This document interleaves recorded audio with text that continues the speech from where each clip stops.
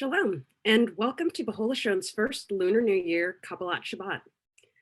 I'm Marcella White-Campbell, and I am the Executive Director of Beholashon. And for over 20 years, Beholashon has dedicated itself to celebrating the racial and ethnic diversity of the Jewish people. We're thankful that today, our vision of a multicultural and welcoming Jewish community is shared with more and more people.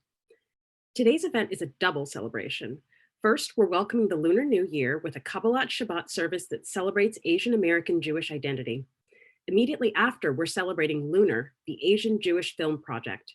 We'll be screening the first video in the series, The Taste of Connection.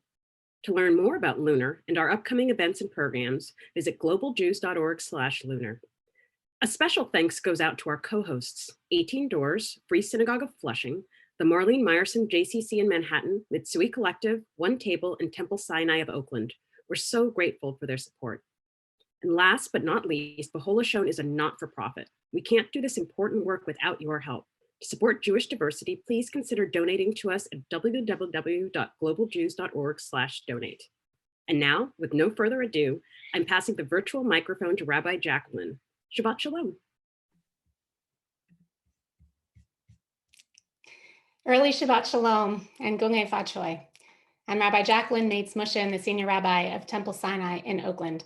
And on behalf of all of our participants today, welcome to our Shabbat and Lunar New Year gathering. We're thrilled that you are here with us.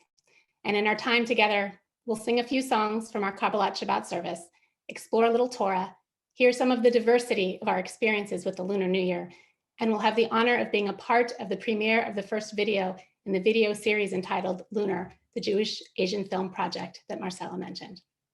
So let's begin. We take a deep breath and we focus and settle ourselves, opening our hearts, our minds, and our spirits to what we will share together today.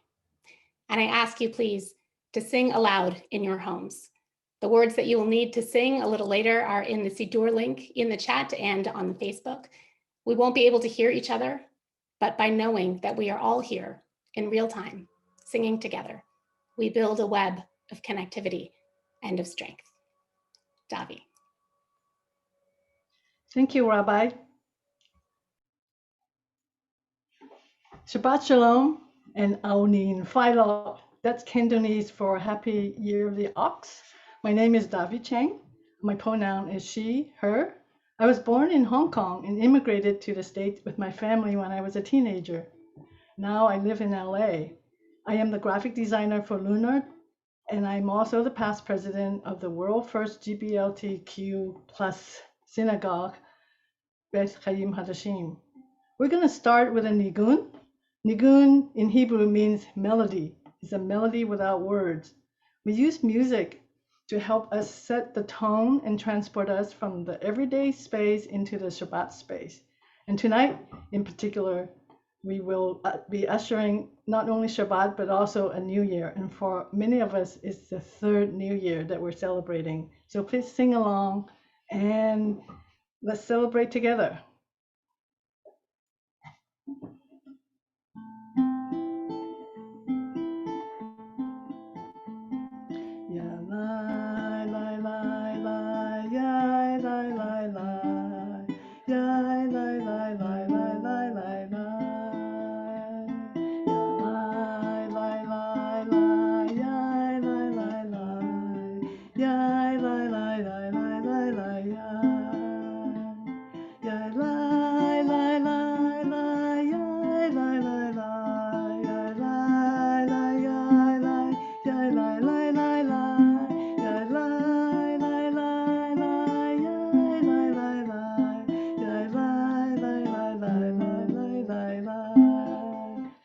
Let's do it again and sing with me.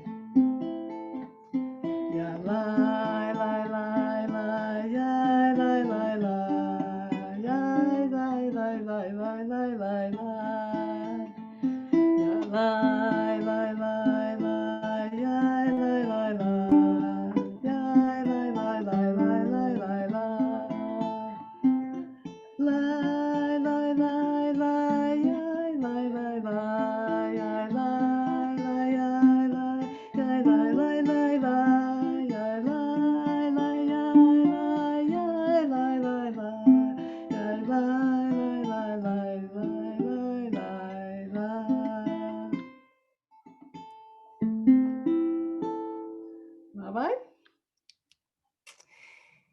So this is a significant moment, a moment worth marking, as this is the first time that an Asian American Jewish group of individuals has led a Shabbat and Lunar New Year gathering.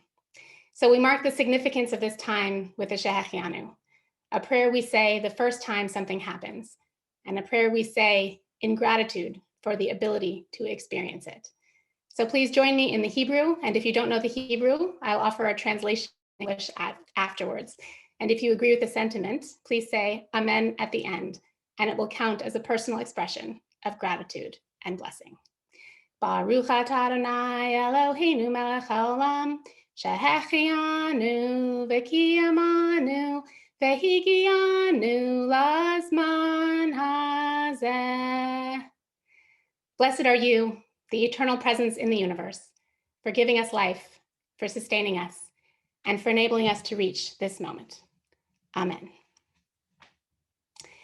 Even as this is a special time, I hope there will come a day soon when it won't feel remarkable for the leadership of a Shabbat gathering to be all non-European or multiracial Jews, that it will be commonplace, because the leadership of the American Jewish community will fully reflect the racial diversity within the American Jewish community, that Jews of racial minorities will feel good about wanting to lead, and because the Jewish community as a whole will be the truly inclusive community that it wants to be, that it has always aspired to be.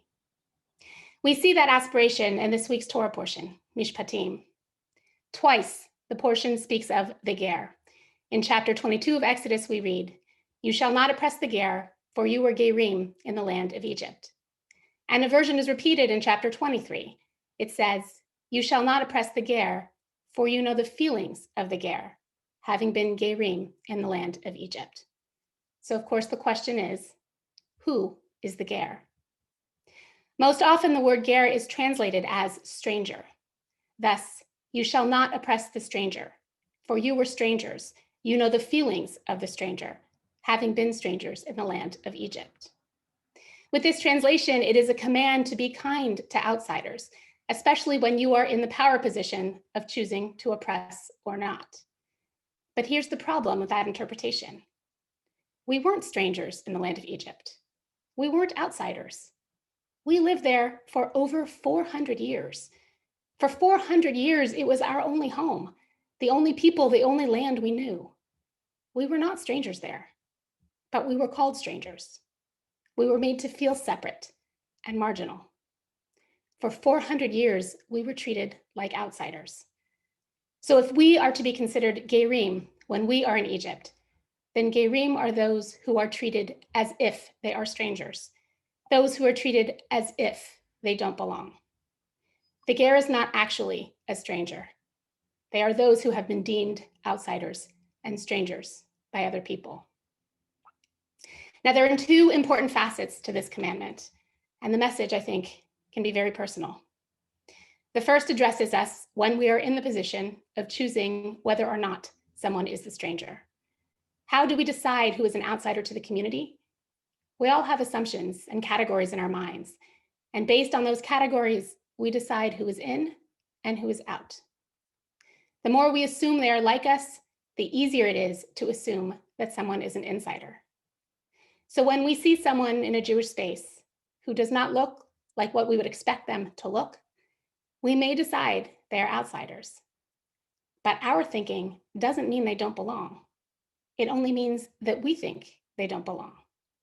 And in that moment, Jewish tradition is there to remind us that we have to be careful. Do not harm, offend, or isolate someone because of what and who we think they are. Torah even asks us to put our own experiences in as a guide. Everyone has at some point known the pain of exclusion. We are commanded to not inflict that pain onto other people. The second facet of this commandment is a message to all of us who have been treated as the ger, to those of us who have been made to feel that we didn't belong, that we were strangers, even as we perceived that we were in a space that we called our own.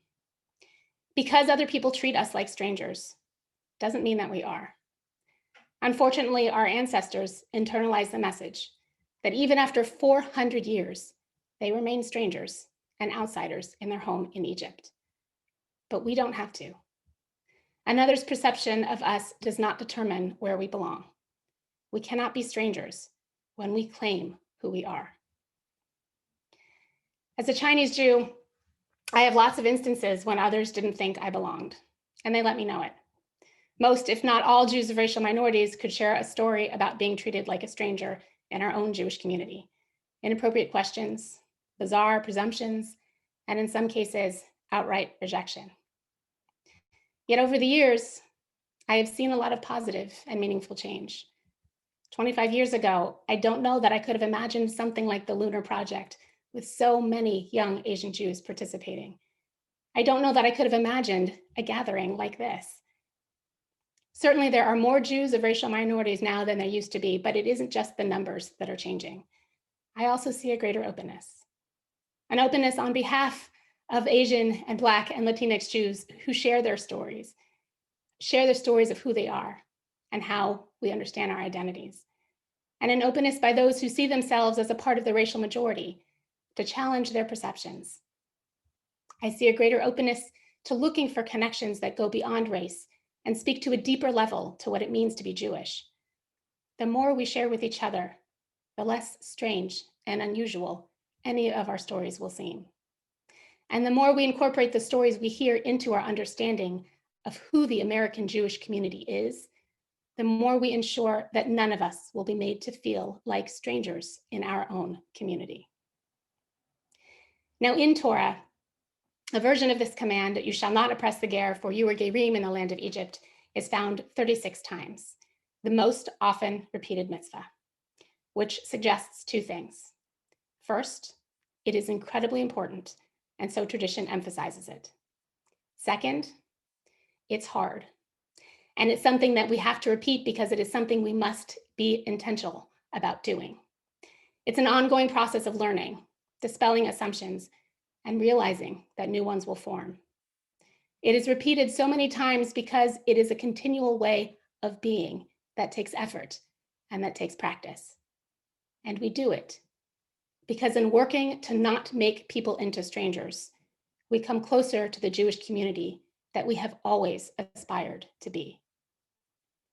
And so to respond to our tradition's command, "You shall not oppress the ger, for you were gerim in the land of Egypt," we commit ourselves to the work, and we say, we will not oppress, estrange, or marginalize each other, for we want each of us to feel and to know the true power of inclusion and belonging.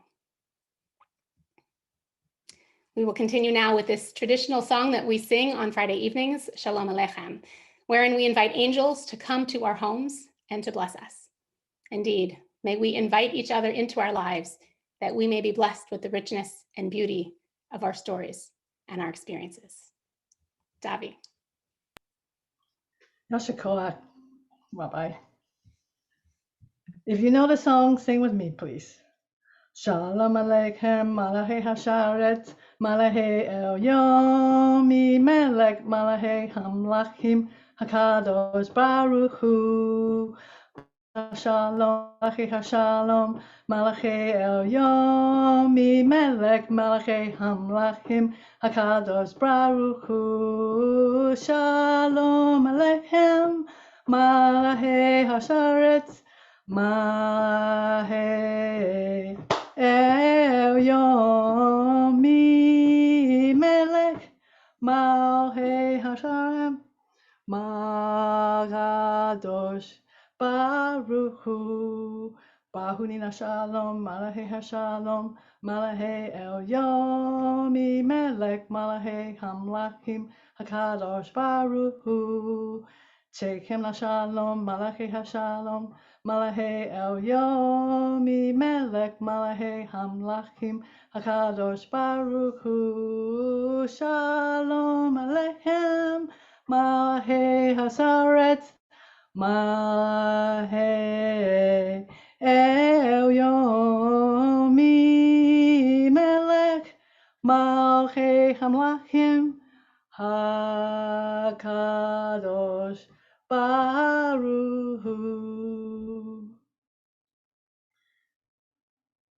Now I want to pass the Zoom to Zook.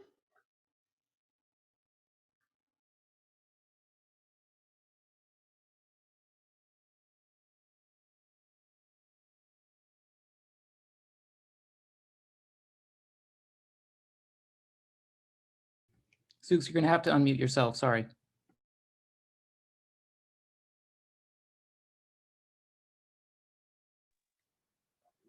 Yeah. All right. That was great, Davi. Thank you for the Shalom Aleichem. Shabbat Shalom and welcome to the historic Free Synagogue of Flushing. We're proud to be a sponsor of this year's Lunar New Year Shabbat. If you don't know where Flushing is a neighborhood located in New York City's borough of Queens. My name is Soukhaseum. I am originally from Laos, and I am the Director of Community Affairs here, and I'm also the congregation's historian. The Free Synagogue of Flushing has been serving the community for over 103 years. Our story is similar to what occurred down on the Lower East Side of Manhattan, a population and a cultural shift. Flushing used to be a predominantly Jewish neighborhood, and today, Flushing is home to one of the largest and fastest growing Chinatowns in the United States. I see myself as gay, Asian, and Jewish. Working here is a reflection of who I am and how I want to be seen in the community. But often who I am is not fully seen. Within the walls of many sanctuaries, people often assume I don't belong. Outside the walls of my sanctuary, people often don't assume I'm Jewish. Having multiple identities and experiences really motivates me to foster a stronger connection between my Jewish community, my Asian community, but also my Pride community, so that when you step into my sanctuary, you are seen, welcome, and valued. I think as Jews, we need to provide more opportunities to interact with diversity that's within, but also beyond our community. Talking about diversity is equally important as the exchange between identities and cultures. So next time you're in Flushing, or you find yourself in New York City, please stop by our Centennial Garden and let's get to know each other. Happy New Year, everyone. And now let's welcome the Sabbath with, and all of our friends from around the world with Lecha Dodi. Davi, take it away. Thank you. So I'm going to be doing verses 1, 5, and 9, so you don't get lost. Let's see. Get my equipment here. Lecha Dodi, Lecha Kala, Yalalai, Yalalai, Yalalai, Panei Shabbat, Nekabela. Lecha Dodi, Lecha Kala, Yalalai, Yalalai, Yalalai, Panei Shabbat, Nekabela. Shamor v'zachor b'dibur echad, Ishmianu Elham Yudhad, Adonai Echad, Ushmo Echad, Lashem Utiferet Velikila, Lecha Dodi, Lecha Kala, Yalalai, Yalalai, Yalalai, Panei Shabbat, Nekabela.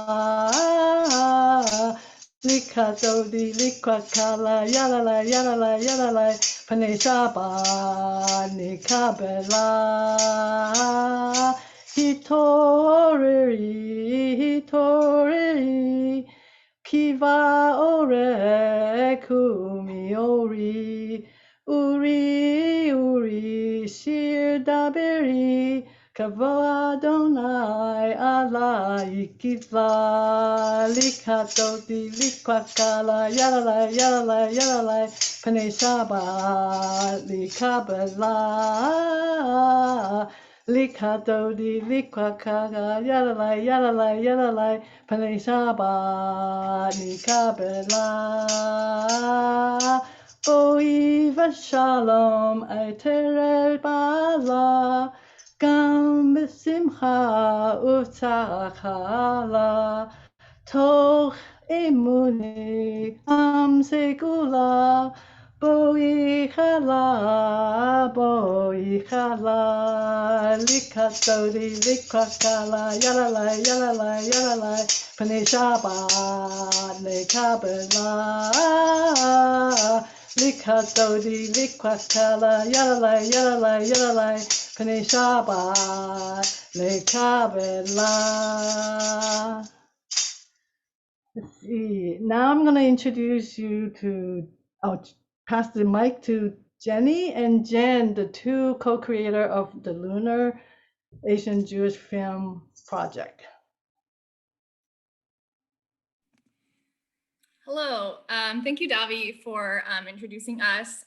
We're going to tell you a little bit about our film project, Lunar, and also tell you a bit about our own identities and journey with celebrating Lunar New Year and Shabbat. So my name's Jen. I use the she, her series as pronouns. My Chinese name is Xia, which means summer night. I identify as Chinese and Ashkenazi Jewish. I'm mixed race. My mom is from Chengdu, China, and my dad is an Ashkenazi Jew from Portland, Maine. So I'll pass to Jenni to introduce herself as well. Hi, I'm Jenni. I am the co-creator and creative director for Lunar. And similarly, I also identify as a mixed race Jew, Chinese American, and Ashkenazi Jewish. I'm from Southern California, and I use she, her pronouns. And I'm also a songwriter, musician, and I dabble in lots of creative projects.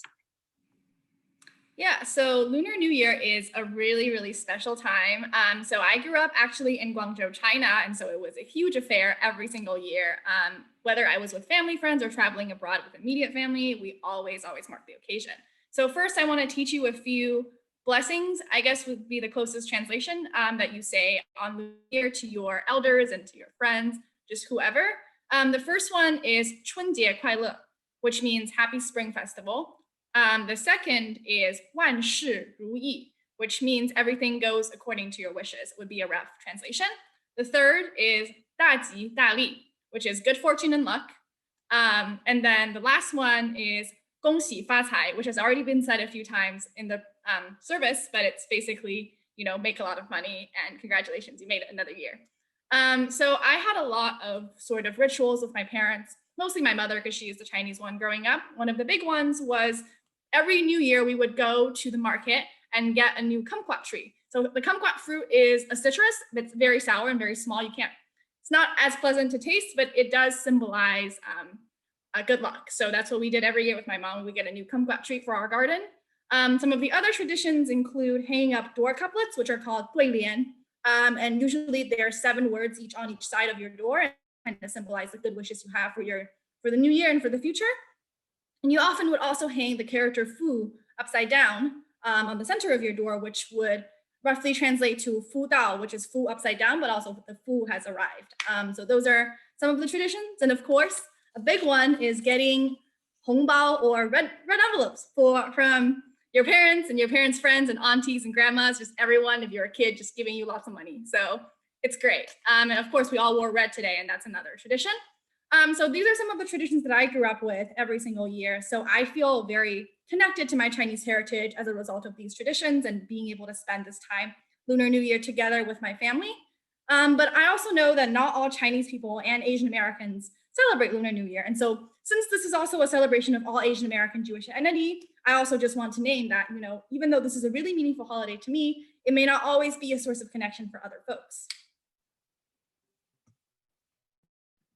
Yeah, for me, even though Jen and I, we have very similar ethnic backgrounds, we have very different stories. And for me, I celebrated Lunar New Year once when I was young. I wore the dress and my mom gave me a red packet, but it never really was a source of connection for me. It always kind of felt like a performance and not something authentic. We never celebrated with extended family or attended public events. So if anything, Lunar New Year kind of serves as a reminder of my own cultural disconnect and lack of knowledge, and makes me feel more distant to my Chinese ancestors. And Jenni, this is so emblematic of what it's like to live in the diaspora and live away from your ancestral homeland. And this feeling that you just expressed of disconnection and being not really sure how to connect with your ancestral tradition was expressed by a lot of folks in our cast, where they've all said that they feel some sort of shame or confusion because they don't speak ancestral languages or know about the traditions where they're from in Asia. And so the fact that some of us don't feel connected to our holidays and traditions and where we come from is actually such an important part of who we are that needs to be named.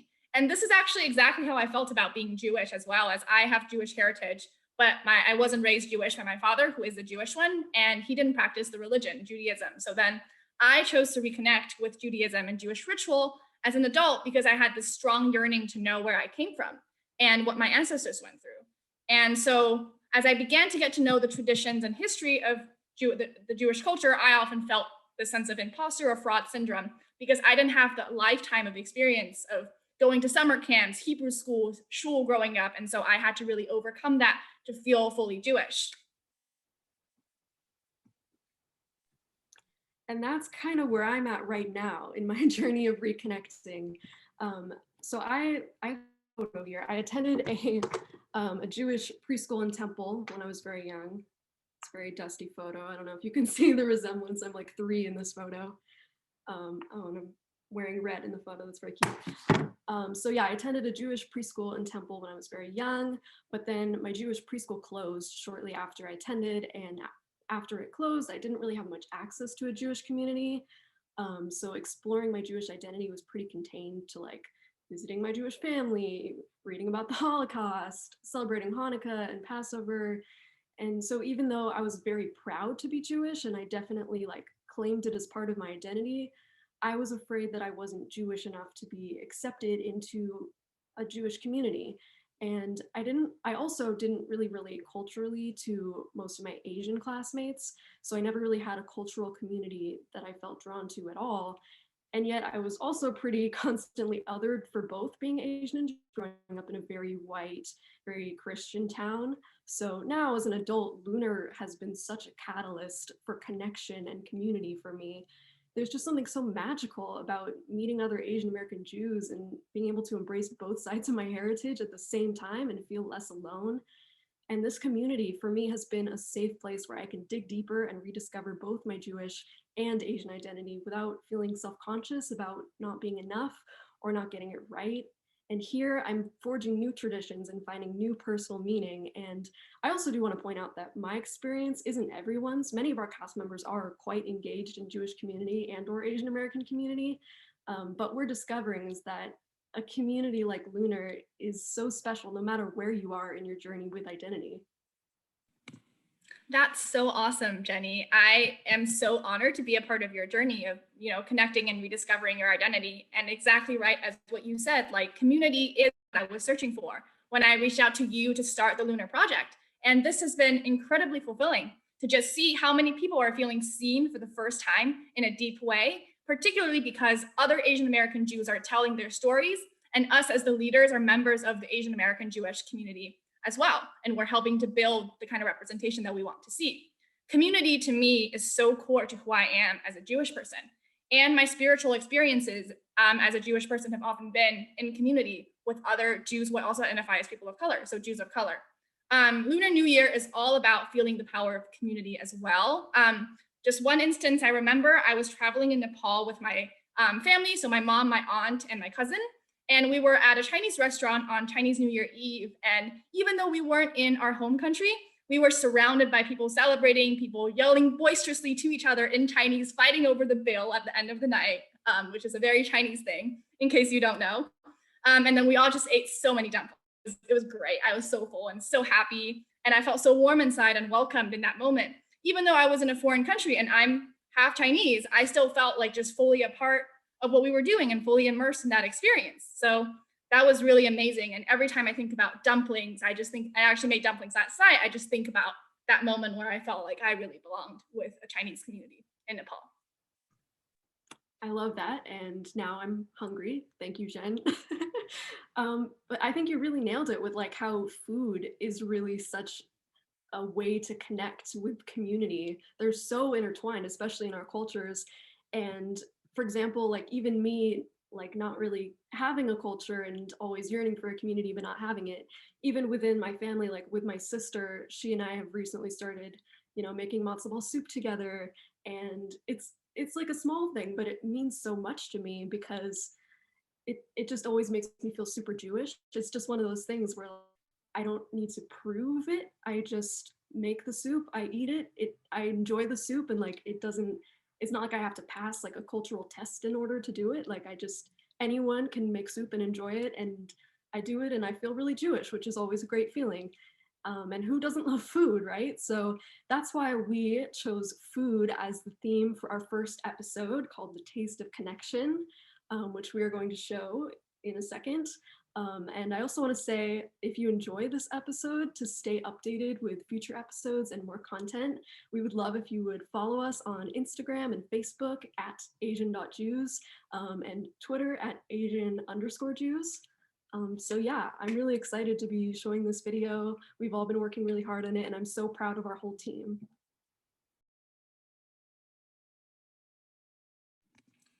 So now we'll pass to our filmmaker, Jared, to introduce the video.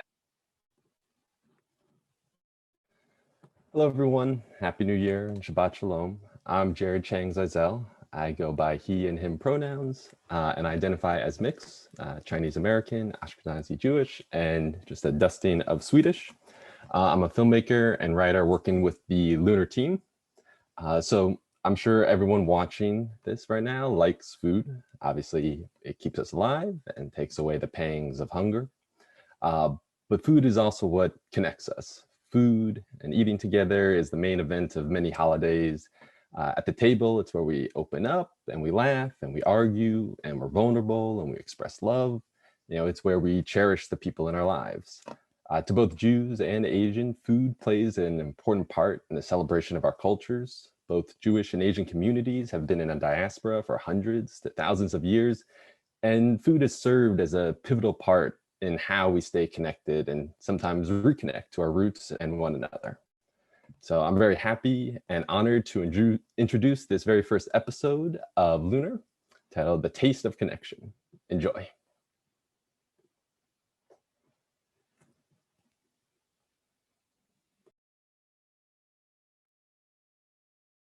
If I can't see that it's pork or shrimp, I can pretend it's not there. I grew up eating this food and you used to make fun of me, and now you're like waiting in lines. I usually eat my latkes with garlic chili sauce. Some people might call it sacrilegious. I think it just adds the perfect amount of kick.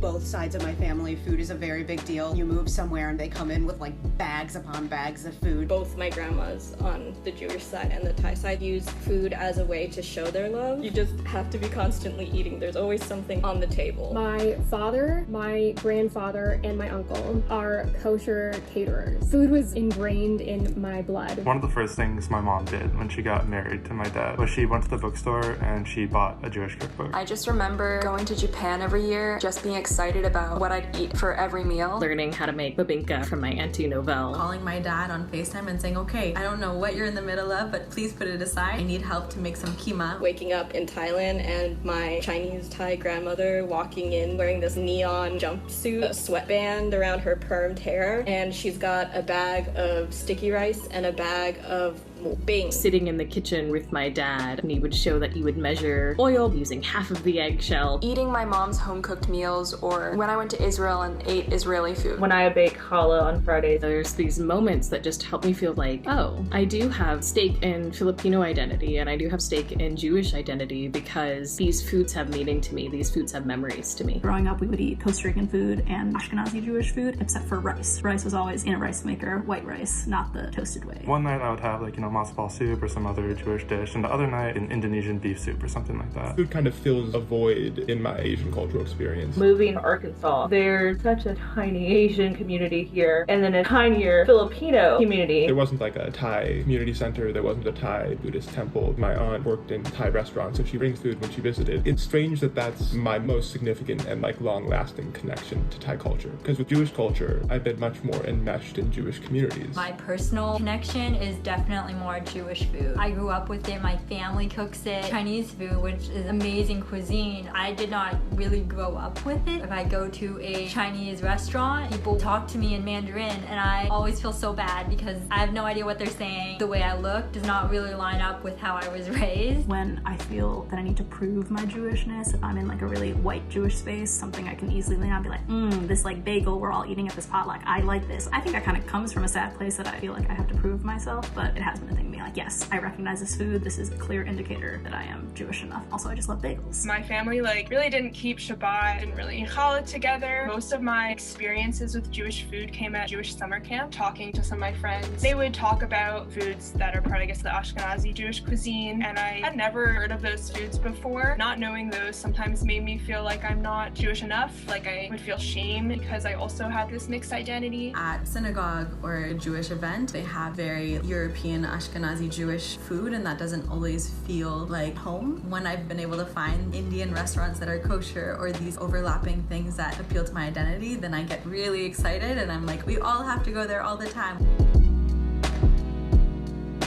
When I started to keep kosher, that was like a huge conflict. I would only eat with friends who only also kept full kosher, and we were always going to full kosher restaurants. It really helped me connect to the community, but I also feel like that disconnected me from my Asian culture because I wasn't able to eat any sort of like authentic Asian food. There's so many treif proteins that are just so hugely part of Korean cuisine, but just really all Asian cuisine. Tell me all you want how great that Asian certified kosher restaurant is. That's American Chinese food, friends. I had a really hard time losing dishes that I totally grew up with and loved. Like some of my favorite foods were treif foods, and I can no longer have them. Today I wanted to make pad thai and I couldn't find kosher fish oil anywhere. I've done my best to modify as much as I can, but certain things I'll just never get to eat again, which is super sad and felt like a huge loss of identity. It was so hard to find food that wasn't kosher and Ashkenazi. My realm was so Ashkenormative. All I knew was like Ashkenazi food. I do find that Buddhist temple cuisine matches up perfectly because it's basically all vegan, so it's an easy way to be able to eat Asian food and be keeping kosher. In my household, we keep kosher and halal. How those two align actually end up being incredibly similar. They generally follow a lot of the same,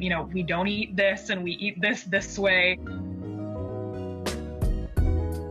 There are a lot of similarities. Foods are tied into the lunar calendar, mooncake, specific foods in the fall, like apples and honey. There's more of like an inherent calendar connection and like flow of a shared story. On my Chinese side, my grandmother knew how to butcher animals to feed her family. And it goes back to that notion of being resourceful and showing respect to the animal, the same way that kashrut laws respect the animals, and when it comes to plants, respecting where it comes from. If you grow up in a very white society, Jewish foods and Asian foods are kind of looked at as like, ew, what's that? Like gefilte fish. I personally love gefilte fish. I never felt comfortable bringing Asian food to school. Y'all have seen that meme where it's like, I grew up eating this food and you used to make fun of me, and now you're like waiting in lines to eat at this restaurant. Philosophically, it's all the cuisine of the downtrodden, people who can't get whole cuts of meat, people who have to like scrounge at vegetable scraps. With Jewish food and a lot of Asian food, it's basically peasant food, but I think it's beautiful to like bring together these foods that were based around making do with what you have. A lot of love is put into Asian cuisine, and a lot of love is put into Jewish food, making shofal dough, challah dough, and just like how long my mom would take to make Filipino food, and then I'm just thinking how long it takes to make some Jewish food. It brings people together versus some American food where it's just like picked up, bought, and people eat fast and they're on their way. A lot of my Indonesian community is very recent in terms of their immigration to the United States. This is how they connect and keep true to their roots in Indonesia. They get together, have Indonesian food, and discuss things in Bahasa Indonesian. The Jewish community in general has unfortunately had like a really huge diaspora, and I feel like one of the things that's kept it together through times of turmoil and crisis has been food and this love for community. I grew up eating Malaysian Chinese food where my mom is from, based on a Chinese diaspora to Malaysia. Even that food that I consider Malaysian food is influenced by a diaspora that happened. My Jewish background food is mostly Russian, Ashkenazi, and it's usually quite plain, influenced by like what the Soviet Union went through, like famine and kind of what Jews went through millennia. Whereas like my Indian side, my grandmother cooks in South Africa. It's much more luxurious, focused on spice, different meats. Yeah, Jewish food, at least the Russian my mother makes, it's not heavy on meat. Like there's a lot of beets and cabbage, but Indian food like pushes on shrimp, chicken, beef.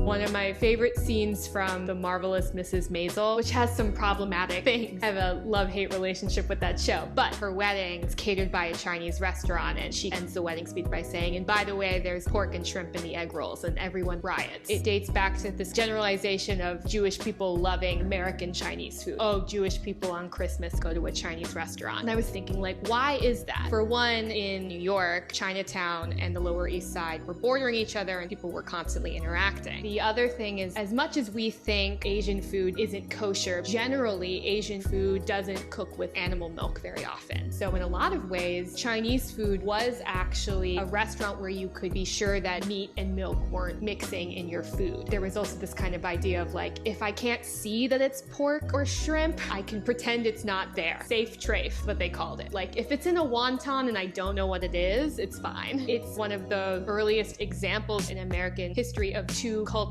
that we normally think of as very separate, coming together and partaking in each other's food.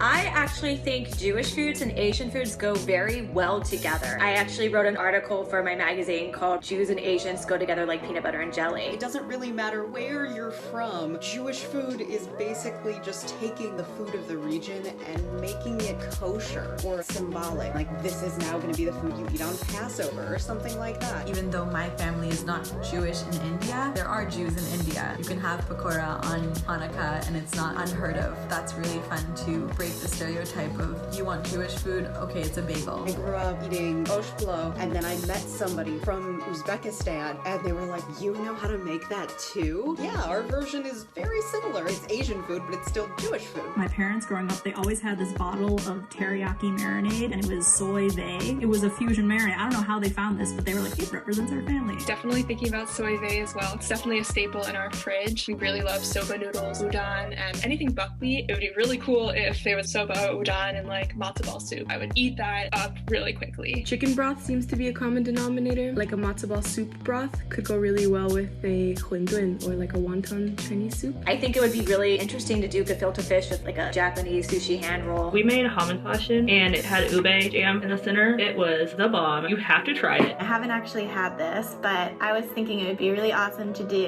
matzo ball soup with ramen noodles because those are two of my favorite foods. I recently went to a restaurant in Brooklyn called Shalom Japan, and they have on the menu Rachel matzo ball ramen soup. Oh my god! Wow, you've actually had my dream food. I'm so jealous. We all should go. We should take a trip, like a big lunar trip. Let's just all get a minivan and travel. Aww. I think that would be so fun.